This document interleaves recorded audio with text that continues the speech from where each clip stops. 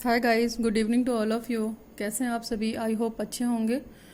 Now today's lecture is regarding the pedagogy of school subject. Physical science है pedagogy subject, ठीक है। तो यहाँ पे एक बहुत ही इंपॉर्टेंट क्वेश्चन है कोर्स 7A, ठीक है। तो उसका बहुत इंपॉर्टेंट क्वेश्चन है आपका, what are the improvised apparatus, what is their importance in the teaching and discuss any one improvised apparatus in brief. तो मतलब स्वनिर्मित, एक तरीके से बोल सकते हैं आप, स्वनिर्मितीकरण ऑपरेटिस क्या है, इसकी रिक्वायरमेंट क्या है, और साइंस टीचिंग में या बायोलॉजिकल टीचिंग में या फिजिकल केमिस्ट्री या लाइफ साइंस टीचिंग में इसकी रिक्वायरमेंट क्या है, और स्पेशली जो भी एक्सपेरिमेंट वाले मेथड हैं या इसमें इसकी रिक्वायरमेंट क्या है, और इसको कैसे बनाते हैं, क्या है ये, ठीक है।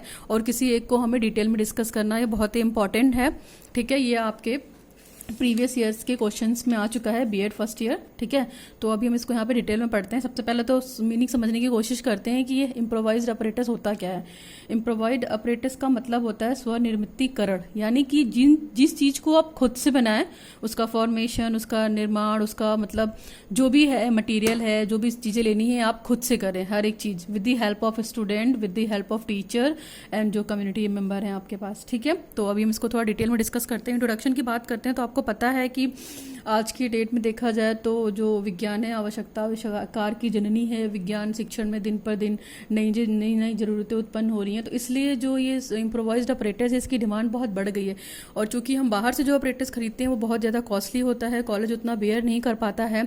तो एक विज्ञान का अच्छा शिक्षक कोशिश ये करता है कि ये ऑपरेटर्स को बच्चों के माध्यम से बनवाए, उसमें बच्चों की हेल्प करे, जिससे कॉलेज का भी बेनिफिट हो, उसका डेवलपमेंट हो, उसका इंटरेस्ट हो, ये सारी चीज़ें हों। तो ये है हमारा स्वनिर्मितीकरण या इम्प्रोवाइजेशन। किसी भी ऑपरेटर्स का कर सकते हैं हम, चाहे फिजिकल साइंस में उठा लीजिए, चाहे बायोलॉजिकल में उठा लीजिए, बायोलॉजिकल या लाइफ साइंस या केमिस्ट्री में।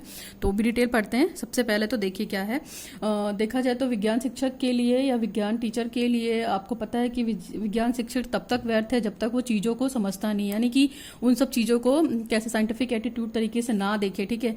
एक अध्यापक या एक विज्ञान टीचर कभी नहीं सोच सकता है कि वो जो बच्चों को ज्ञान दे रहा है वो डायरेक्टली ना दे, है ना, और इनडायरेक्टली दे, बिना एक्टिविटी किए दे, है ना, बिना डेमोस्ट्रेशन किए दे, बिना एक्सपेरिमेंटल किए दे, और बिना कोई भी चीज़ दिखाए दे। तो ये तो गलत होगा बीइंग अ साइंस टीचर, ठीक है। साइंस का टीचर है तो उसको एक्सपेरिमेंट से, डेमोस्ट्रेशन से, लेबोरेटरी से पीछे नहीं हटना पड़ेगा, उसको वो डेमोस्ट्रेशन करना ही पड़ेगा, ताकि जो स्टूडेंट और टीचर के बीच का कोऑर्डिनेशन है वो अच्छा हो और स्टूडेंट भी डायरेक्ट चीज़ों को देख के अच्छे से समझ सके, ठीक है।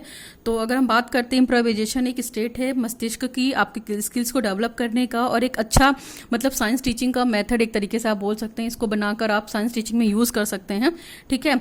तो स्पेशली अगर देखा जाए तो जो भी आपको प्रॉब्लम आ रही है टीचिंग को, अधिकतर देखा गया होगा जो विज्ञान के शिक्षक हैं जब एक्सपेरिमेंट करते हैं और डेमोस्ट्रेशन की बात आती है तो क्या करते हैं, बोलते हैं कि इस तरह की फैसिलिटी तो यहाँ पे कॉलेज में अवेलेबल नहीं है, ठीक है, और आपकी क्या कहते हैं वो भी नहीं है, अप्रेंटिस भी नहीं है, यहाँ पे कॉलेज इतना बेयर नहीं कर सकता है। तो इस तरह की जो रीज़न देते हैं, इस तरह के जो एक्सक्यूजेस देते हैं, वो टीचर विज्ञान का टीचर नहीं कहलाएगा, और इससे बच्चे भी डीमोटिवेट होते हैं। तो ठीक है, तो इन्हीं सब चीज़ों से बचने के लिए हम इम्प्रोवाइज्ड अप्रेंटिस को इम्प्रोवाइज कर सकते हैं या बना सकते हैं, खुद के द्वारा स्वनिर्मितीकरण कर सकते हैं किसी भी अप्रेंटिस का, घर की वेस्ट चीज़ों से, ठीक है, जो हमारे पास मटेरियल पड़ा हुआ है या कॉलेज में जो मटेरियल अवेलेबल है या स्कूल में जो मटेरियल अवेलेबल है उसके द्वारा, ठीक है। तो ये बहुत ही इंपॉर्टेंट है, हम इसको पढ़ते हैं। मैंने थोड़ा इंट्रोडक्शन दिया यहाँ पे आपको।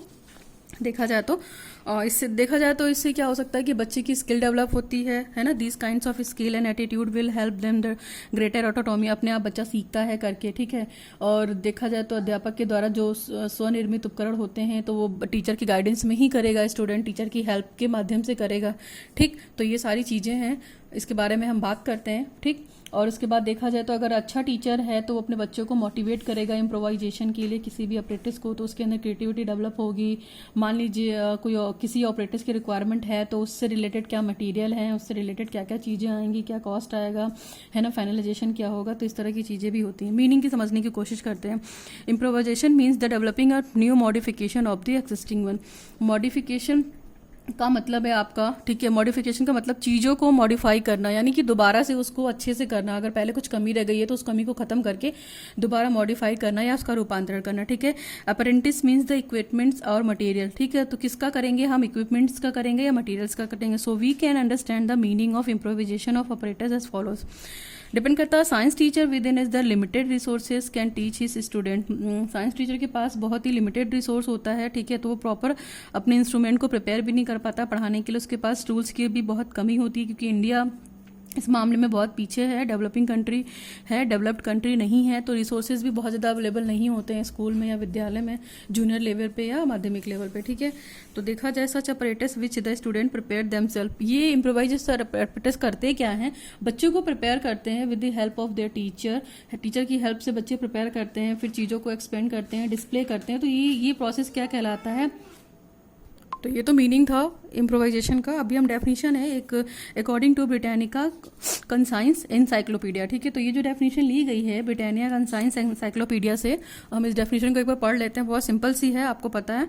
देखो, स्वनिर्मितीकरण एक तरीके का एफर्ट है जिसमें क्या एक्टिविटी करते हैं बच्चे, रिएक्शन करते हैं, उसको बनाते हैं, उसको इनोवेट करते हैं, फिर किसी भी तरीके का, किसी भी क्षण का जो किसी के तात्कालिक वातावरण में उद्दीपक के प्रति प्रतिक्रिया करने हेतु होता है, और इसका जो परिणाम होता है नए विचारों, नई तकनीकों, नई क्रियाओं, नई संरचनाओं, ठीक है, अक्षरों के माध्यम से या कंस्ट्रक्शन करने के तरीके होते हैं। ये एक तरीके का खोज भी होता है, इफेक्टिव खोज होता है, ठीक है। जब तक प्रयासकर्ता या शिक्षक में कुछ नया करने के विचार होंगे तथा आवश्यकताओं कौशल की समझ होती है, और जो स्वनिर्मितीकरण पक्ष से संबंधित होता है, यानी कि टीचर, ठीक है, एक तरीके से देखा जाए तो स्वनिर्मितीकरण वह एफर्ट है जो टीचर के द्वारा, जिसमें बच्चों में अवेयरनेस, अंडरस्टैंडिंग और इनोवेशन वाली चीजें बच्चों के अंदर डेवलप कराए, ठीक है। तो इससे बच्चे भी क्रिएटिव होंगे, बच्चे भी यूनिक होंगे, ठीक। तो ये है मीनिंग ऑफ अपरेटस या डेफिनेशन ऑफ अपरेटस, या इम्प्रोवाइजेशन आप बोल सकते हैं, जो हम क्लास में करते हैं। तो एक तरीके से ये भी देखा जाए कि किसी भी उपकरण को हम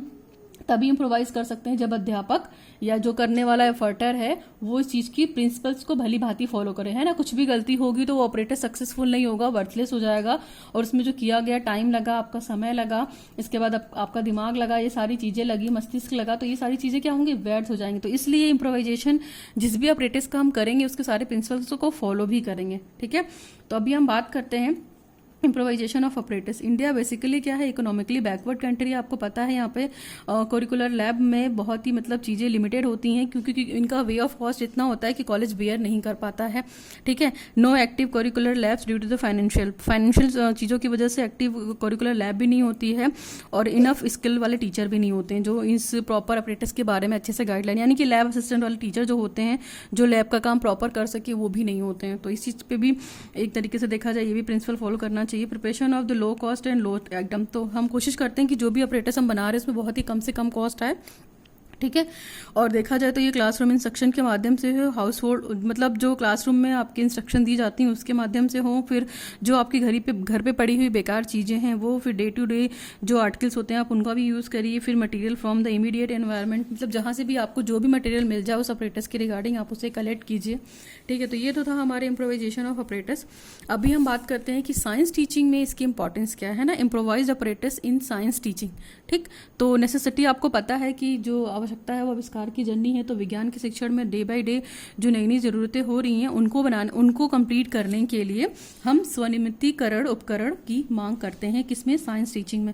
ये यूनेस्को द्वारा है, ये जो डेफिनेशन मिली है इसका सोर्स जो है यूनेस्को है, source book of science teaching, ठीक। अभी हम बात करते हैं कैरेक्टरिस्टिक। तो कैरेक्टरिस्टिक्स बहुत सारे हैं, बहुत सारी चीज़ें बच्चों के अंदर डेवलप करती है। सबसे पहला कैरेक्टरिस्टिक तो देखिए ये है कि it must follow the learning by doing, ये बच्चों के अंदर लर्निंग बाय डूइंग का कॉन्सेप्ट फॉलो करवाती है। फिर development of constructive and creative attitude, बच्चों के अंदर खुद से निर्माण कर मतलब नॉलेज को खुद से बनाने की कैपेसिटी को डेवलप करती है, क्रिएटिव आइडियाज़ के एटीट्यूड को डेवलप करती है, ठीक है। तीसरा है दे रखा है integration of theoretical and practical aspect, यानी कि बच्चा जब अच्छे से इंप्रोवाइज ऑपरेटर्स बनाना सीख जाएगा तो वो थ्योरी वाली चीज़ों को प्रैक्टिकल मिलाने की कोशिश करेगा। फिर नेक्स्ट है आपका डेवलपमेंट ऑफ साइंटिफिक एटीट्यूड, बच्चों के अंदर वैज्ञानिक दृष्टिकोण या एटीट्यूड उत्पन्न करेगा। फिर uses of leisure time of student, यानी कि बच्चे का जो खाली समय है या अवकाश समय है उसको यूटिलाइज करेगा किस लिए, चीज़ों को बनाने में। फिर ठीक है, इट मस्ट बी इकोनॉमिक, और ये आर्थिक पक्ष से भी ठीक होगा।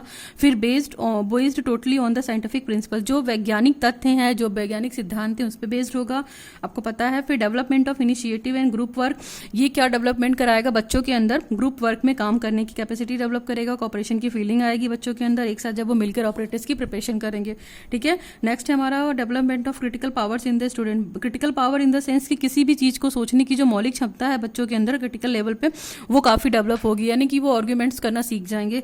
नेक्स्ट है हमारा development of working habits among the student. बच्चों के बीच में रहकर काम करने की शक्ति का विकास होगा, आदतों का विकास होगा। जनरली जो बच्चे नहीं करते, तो यहाँ पे ग्रुप में अगर काम किया जाएगा, क्योंकि ऑपरेटर्स तो कोई एक लोग मिलकर नहीं बना सकते हैं या एक बच्चा मिलकर नहीं बना सकता, तो यहाँ पे वर्किंग हैबिट भी डेवलप होगी बच्चों के अंदर, ठीक, विद्यार्थियों के अंदर, पीपल टीचर के अंदर। नेक्स्ट है, आप देख सकते हैं जैसे मैंने यहाँ पे लिखा हुआ इम्प्रोवाइज्ड, यहाँ पे अपरेटस। तो जितनी ये स्पेलिंग्स हैं, अल्फ़ाबेट्स हैं, 19 अल्फ़ाबेट्स हैं और ये 19 कैरेक्टरिस्टिक्स हैं आपके, ठीक है। तो हम 1 by 1 पढ़ते हैं। मैंने एक तो 10 पढ़ दी यहाँ पे, 11 को स्टार्ट करते हैं हम।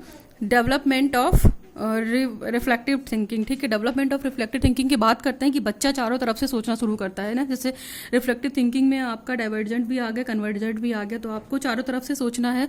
फिर नेक्स्ट दे रखा है must be very useful for the purpose of the teaching. Teaching purpose से बहुत ही हेल्पफुल है, आपको पता है कि जरूरी है ये, ठीक है। इफेक्टिव होता है, एडिक्वेट होता है और सिंपल होता है। क्यों? क्योंकि हम बची हुई चीज़ों से ये काम करते हैं, ठीक है, टीचर की गाइडेंस में काम करते हैं और हम अपना टाइम भी वेस्ट नहीं करके बहुत सारी चीज़ें करके सीखने लगते हैं ना, कि एक ऑपरेटर्स को मोड इम्प्रोवाइज करने में हमारा क्या क्या मटेरियल लग रहा है। नेक्स्ट है हमारा production of operators must be easily taken place.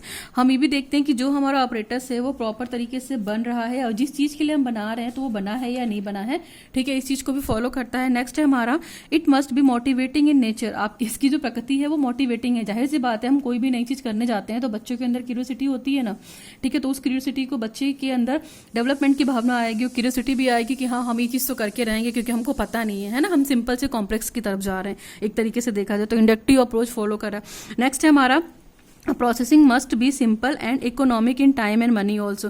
Processing भी बहुत सिंपल है, टीचर अगर प्रॉपर गाइडलाइन दे देगा तो बच्चे इजीली कर लेंगे, और देखा जाए तो इकोनॉमिक पॉइंट ऑफ व्यू से भी और मनी पॉइंट ऑफ व्यू से भी बहुत ठीक है, ठीक। नेक्स्ट है हमारा it is the just as the teacher can use it with the ease requirement not much care, ठीक है। तो इसमें ये भी है कि टीचर जैसा जैसा बच्चों को बता देता है बच्चे वैसा वैसा कर लेते हैं, और जो जो रिक्वायरमेंट्स होती है टीचर और बच्चे आपस में मिलकर कर लेते हैं, पीपल टीचर और टू टीचर्स मिलकर कर लेते हैं। नेक्स्ट है हमारा development of all the demerits of the personality. आपकी पर्सनालिटी की जो कमियां हैं ना उसका विकास करती है, यानी कि जो आपके अंदर कमी है उसको दूर करने की कोशिश करती है, ठीक। पहली बात तो आप मिलजुल कर काम करना सीख जाते हैं, फिर आप करके चीज़ों को सीखना चाहते हैं, प्रैक्टिकली सीखना चाहते हैं, चीज़ों को डायरेक्ट फॉर्म में सीखना चाहते हैं, ठीक है, किसी के बोलने पे या किसी पे नहीं। आपके टेस्टिंग का जो रिजल्ट आएगा आप उसके माध्यम से कर सीखेंगे, यानी कि आप सिंपल से स्टार्ट करेंगे और कॉम्प्लेक्स की तरफ जाएंगे, है ना, तभी एक प्रोसेस कंप्लीट होता है। नेक्स्ट है हमारा equally helpful for the teachers and student and society.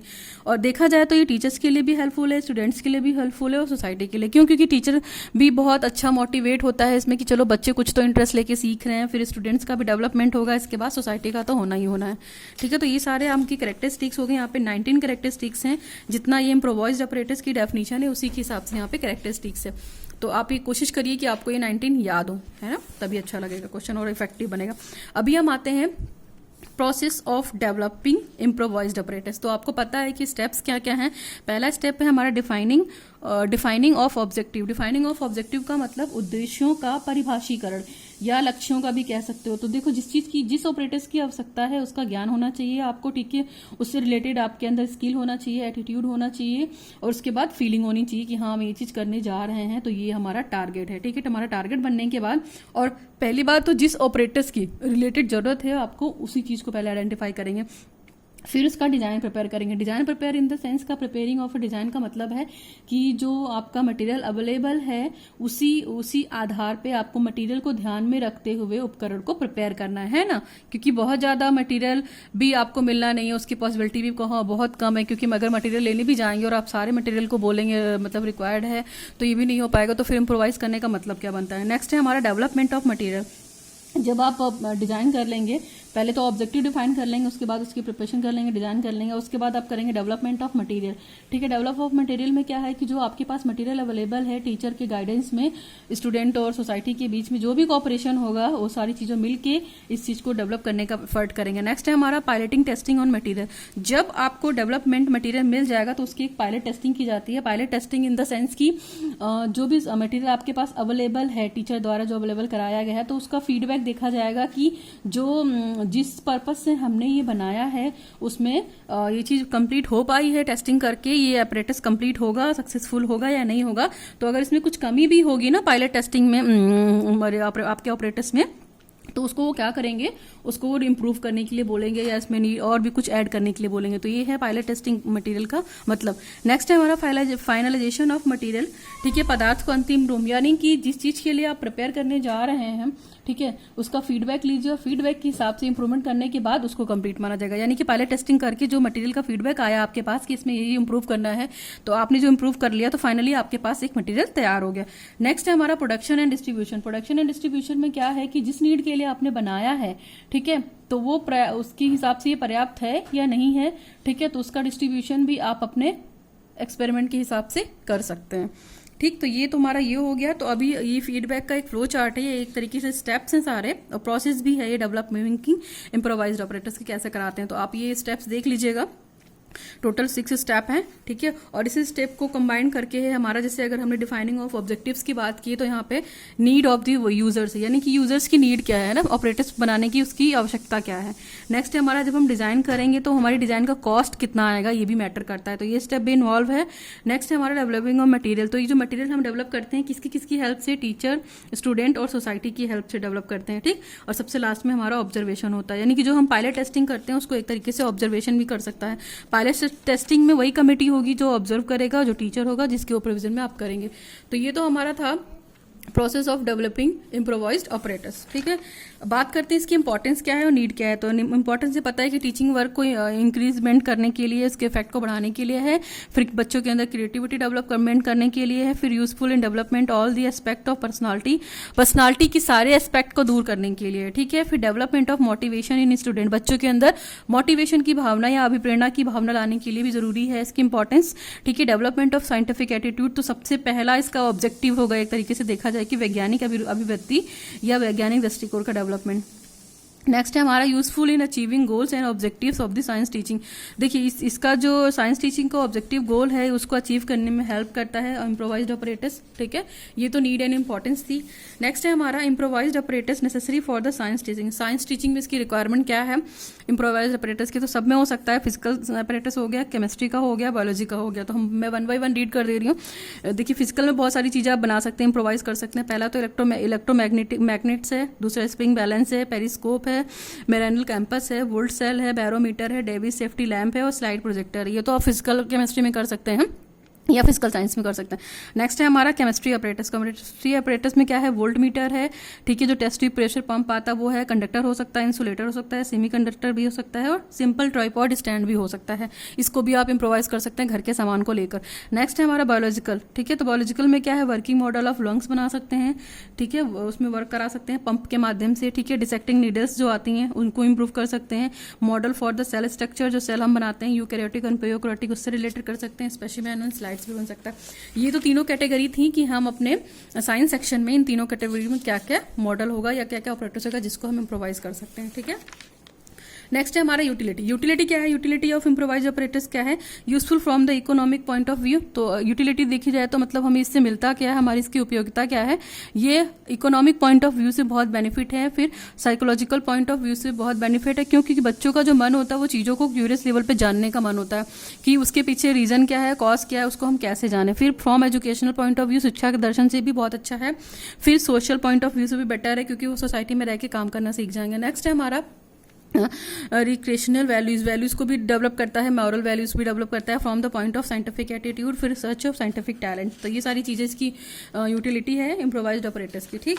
इसके बाद हम पढ़ते हैं इसकी डिसएडवांटेज क्या है। तो डिसएडवांटेज जैसे सभी मेथड के होते हैं, एडवांटेज डिसएडवांटेज, तो इसका भी है कि सबसे ज़्यादा क्या होगा, same time of money spend improving may not be worth है। देखिए बहुत सारा टाइम लगता है, ठीक है, पैसा भी लग जाता है और अल्टीमेट अगर मान लीजिए सक्सेस नहीं हुआ तो ये आपके लिए वर्थलेस हो जाएगा। तो इस बात की संभावना बहुत ज़्यादा रहती है कि जो हम इम्प्रोवाइज कर रहे हैं ऑपरेटर्स वो आगे सक्सेसफुल होगा या नहीं होगा। अगर कुछ भी मिस्टेक हो गई या कुछ भी प्रिंसिपल मैंने फॉलो नहीं किया तो वो आगे जाकर ऑपरेटर्स वर्थफुल नहीं रहेगा। दूसरा है it may even work out cheaper in the long run to buy the marked models. देखिए जो मॉडल हम बनाते हैं उस मॉडल को मतलब अगर हम खरीद लेते हैं तो वो उससे हमारा टाइम भी बच जाता है, ठीक है, वो सस्ता भी पड़ जाता है। इसमें थोड़ा सा पैसा भी लगेगा, आपका टाइम तो लगेगा ही लगेगा, बाकी जो एक्टिविटी करा रही हैं वो भी होगा।